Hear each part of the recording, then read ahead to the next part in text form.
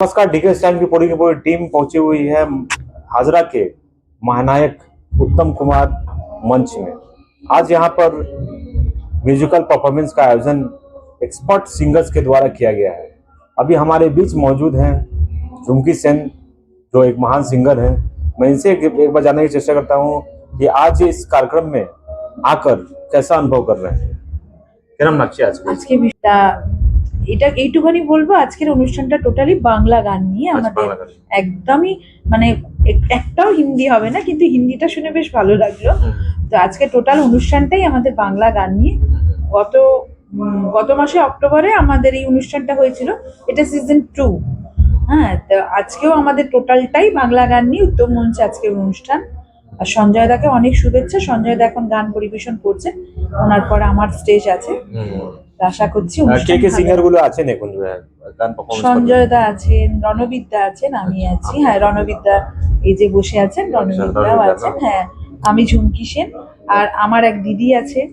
একটা जो है বাংলা একটা जो है एक লাইন जो है কোনো গানটা যেটা আপনাদের ভালো লাগে, ওটা একটা হাজার হাজার সংখ্যাতে আপনাকে যে দেখছি বাংলায় হ্যাঁ, কোনো অসুবিধা নেই। এটা ফার্স্ট গান। হ্যাঁ, আজ নয় গুনগুন গুঞ্জন প্রেমী চাঁদ ফুল জোছনা দিগানা নয়, ওগো প্রিয় মোর খোলো বাহুডো পৃথিবী तुम्हारी जी तो आप देखे जो है झुमकी जी ने जो अपना इतना बढ़िया जो है परफॉर्मेंस जो है दिखाया, अभी काबिले तारीफ है जो है। आइए हमारे बीच एक और सिंगर जो काफी एक्सपर्ट सिंगर हैं जो है रणबीर जी। मैं उनसे एक बार बात करने की चेष्टा करता हूं कि आज कौन कौन सा गाना आज प्रस्तुत करने जा रहे हैं स्टेज के ऊपर जो है।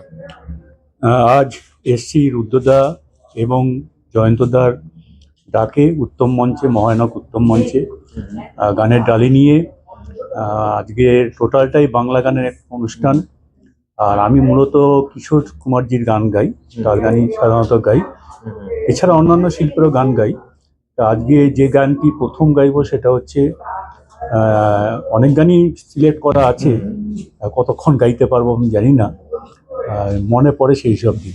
আচ্ছা, একটা গান जो है कि স্টেজে হ্যাঁ এক লাইন শুধু মনে পড়ে, মনে পড়ে সেই সব দিন, সেই সব ঝরে যাওয়া স্বপ্ন রঙিন, সেই সব ঋতু জুড়ে ফাগুনের অধীন, মনে পড়ে সেই সব দিন। तो आप देखे जो है रणबीर जी ने जो है इतना सराहनीय जो है गाना जो है प्रस्तुत किया। जो एक अभी वोकल आर्टिस्ट हमारे बीच जो है जुड़ी हुई है। আজকে আমি এখানে এসেছি রুদ্রদার আমন্ত্রণে। রুদ্রদার জন্য আমি আজকে এখানে স্টেজে এসেছি। আমি মূলত একজন শিক্ষিকা, তার পাশাপাশি আমি একজন বাচিক শিল্পী। আর এখানে আমি আজকে একটি কবিতা এবং আমার নিজের লেখা একটি গল্প, অনুগল্প বলতে পারেন, তা সেটাকেই আমি এখানে উপস্থাপনা করব সকলের সামনে। এক লাইনটা আপনি একটু কবিতাটা, যদি আপনি বাচিক শিল্পী আছেন। হ্যাঁ হ্যাঁ, এক লাইন। তো কবিতা বললেই তো একটু রবীন্দ্রনাথের কথা মনে পড়ে, তো দুটো লাইন বলছি। এমনও দিনে তারে বলা যায়, এমনও ঘন ঘোর বরিশায়, এমনও মেঘ স্বরে বাদল ঝড় ঝড়ে, তপনহীন ঘন তমসায়, এমনও দিনে তারে বলা যায়।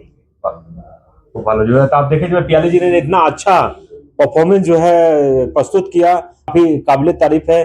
এমনি কি পড়ান আপনি? আমি বাংলা টিচার।